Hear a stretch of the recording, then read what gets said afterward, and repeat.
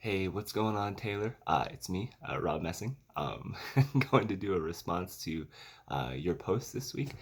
First off, I gotta say, great job.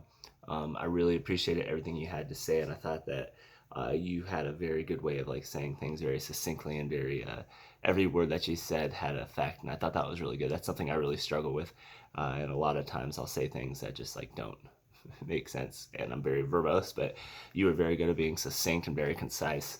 But going into like your first paragraph, I'm keep because I have my notes over here, right? So, looking, I love what you highlighted from the reading from what Colin said. You said the Christian counselor who seeks to be guided by the Holy Spirit will lead in every the whole guided will holy. Oof, let me try that again. The Christian counselor who seeks to be guided by the Holy Spirit will be led in every area of life, including what we do or say in counseling. Yes, I could not agree more. I thought the same thing when I read that from this week. The one of the biggest things from that I took is that sometimes when we, like as a counselor, as a Christian counselor, if you're plugged into the Holy Spirit, the stuff that you give, the advice that you give, might be illogical to the world. It might seem like complete just hogwash. It might seem completely insane. A great example of that is say like in a marriage advice, right, or like a marital problem, right? For some people, maybe there's a couple and maybe the wife is like, I'm done, and the husband's like, I'm done, and I'm not happy with you. I just want to go hashtag live my best life, whatever. I can't believe I just hashtagged whatever. And they might be like, oh man, but see, and the worldly counselor might be like, you know what, guys, you need to go and just live your best life, and you got to find your happiness somewhere. Whereas a Christian might be like, whoa, bro, no, no, you need to die to yourself. You need to demonstrate sacrificial love to your significant other. Oh, your wife did you wrong?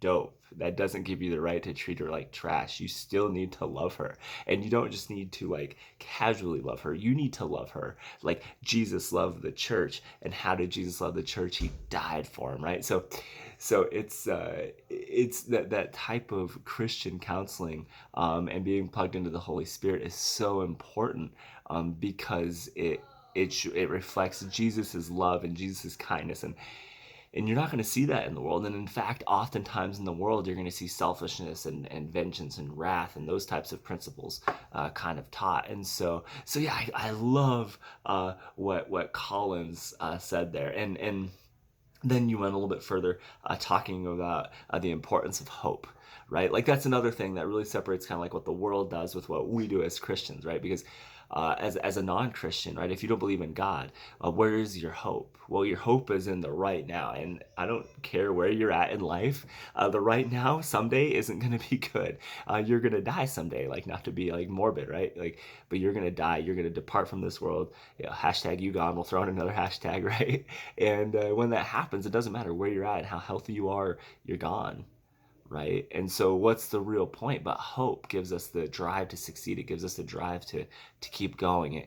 It gives us the drive to continue on in our pursuit and our relationship with God, right? And continue on in this world. So I love what you had to say about hope. Like you said specifically, you said without hope, lost people are not found and brokenness cannot be healed. Wow. Yes, that's absolutely true, man. Like, it's absolutely hashtag facts. Man, why am I throwing so many hashtags? It's so weird. Anyways, I also, so to finish it off, man, I know I'm running out of time here. And I loved how in your post you talked about the idea of like fusing mental health with, like with the church, right? And almost having like a crisis response, like mental health team.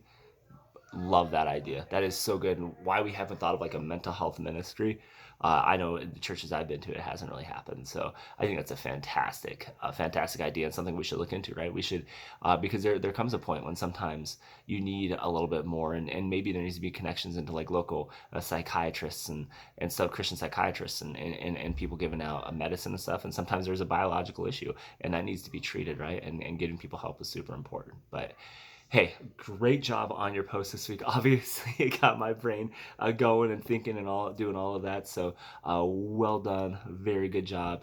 Looking forward to read what you have next week. I'll see you next week. Take care.